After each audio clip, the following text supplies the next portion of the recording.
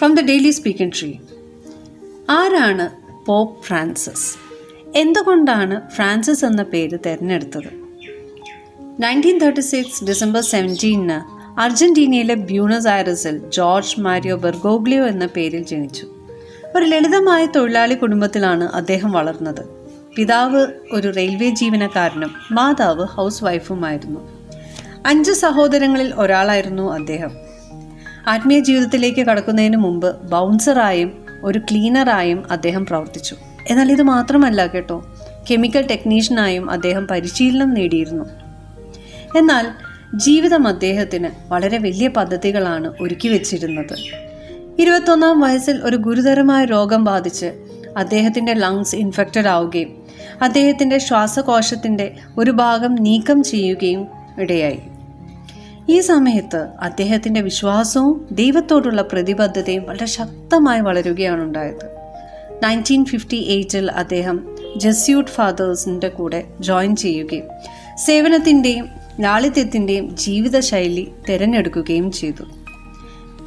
2013 March 13 George Mario Bergoglio pope Francis ആയി തിരഞ്ഞെടുക്കപ്പെട്ടു. ആദ്യത്തെ Jesuit pope, the first pope from the Americas എന്നൊക്കെ അദ്ദേഹത്തിന് കിട്ടിയിട്ടുള്ള വിശേഷണങ്ങളാണ്. പക്ഷേ ഫ്രാൻസിസ് എന്ന പേര് എന്തുകൊണ്ട്? അസീസിയിലെ വിശുദ്ധ ഫ്രാൻസിസിൻ്റെ ആദരസൂചകമായാണ് അദ്ദേഹം ഈ പേര് തിരഞ്ഞെടുത്തത്. സമ്പന്നത നിരസിച്ച് ദരിദ്രരെ സേവിക്കാനും സകല സൃഷ്ടികളെ സംരക്ഷിക്കാനും പ്രവർത്തിച്ച ആ മനുഷ്യൻ്റെ പേര് അദ്ദേഹം തിരഞ്ഞെടുക്കുകയായിരുന്നു. സ്വന്തം ജീവിതത്തിലും അദ്ദേഹം അത് പ്രാവർത്തികമാകാൻ ശ്രമിക്കുന്നുണ്ടായിരുന്നു. ബ്യൂണസ് ഐറസിലെ ബസ്സുകളിലാണ് അദ്ദേഹം യാത്ര ചെയ്തിരുന്നത്. വാറ്റിക്കൻ കൊട്ടാരത്തിലെ സൗകര്യങ്ങളെല്ലാം ഉപേക്ഷിച്ച് വാറ്റിക്കൻ ഗസ്റ്റ് ഹൗസിലാണ് അദ്ദേഹം താമസിച്ചത്.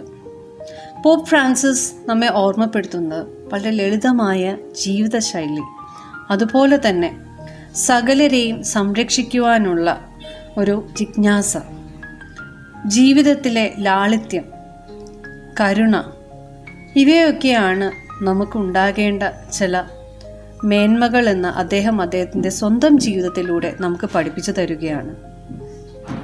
അതുകൊണ്ട് തന്നെ അദ്ദേഹത്തെ നല്ല ഇടയനെന്ന് വിളിക്കുന്നതിൽ നമുക്ക് യാതൊരു സംശയവുമില്ല.